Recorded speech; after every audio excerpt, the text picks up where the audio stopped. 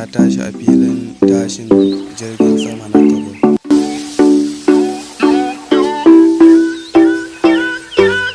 Bom ya tashi a wajen filin jirgin sama na Kabul a Afghanistan, kamar yadda ma'aikatar tsaro ta Pentagon ta Amurka ta tabbatar.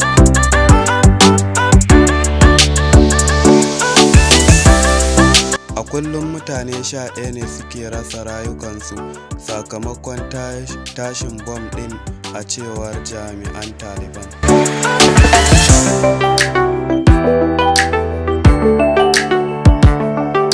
Jami'an sun ce cikin waɗanda suka mutu har da mata da yara, sannan wasu dakarun Taliban sun jikkata.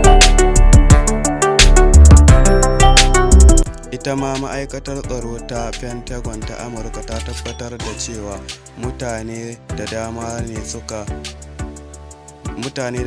ne da ba a san yawansu ba suka mutu a harin. Ku danna mana subscribe domin samun sababbin labarai. Mun gode.